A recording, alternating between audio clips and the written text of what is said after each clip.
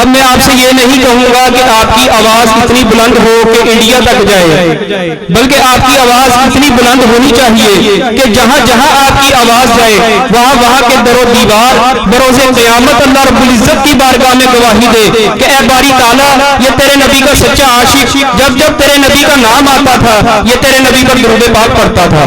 تو بآواز بلند پڑھ لیجئے، الصلاۃ والسلام علیک یا سیدی یا رسول اللہ وعلی آلک واصحابک یا سیدی یا حبیب اللہ۔ اور علامہ اقبال کیا خوب فرماتے ہیں کہ ہر لحظہ ہے مومن کی نئی شان نئی آن، ہر لحظہ ہے مومن کی نئی شان نئی آن، گفتار میں کردار میں اللہ کی برہان۔ اور یہ راز کسی کو نہیں معلوم کہ مومن، یہ راز کسی کو نہیں معلوم کہ مومن قاری نظر آتا ہے لیکن حقیقت میں ہے قرآن۔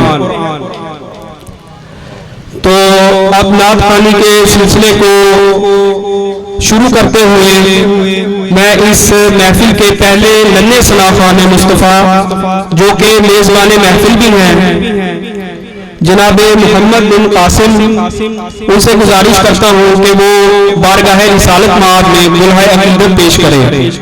نعرہ تکبیر، نعرہ رسالت، نعرہ حیدری، نعرہ غوثیہ۔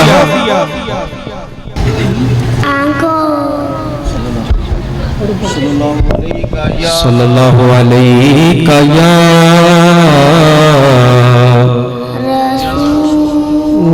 اللہ وسلم علیک یا حبیب اللہ، صلی اللہ علیک یا رسول اللہ، وسلم علیک یا حبیب اللہ۔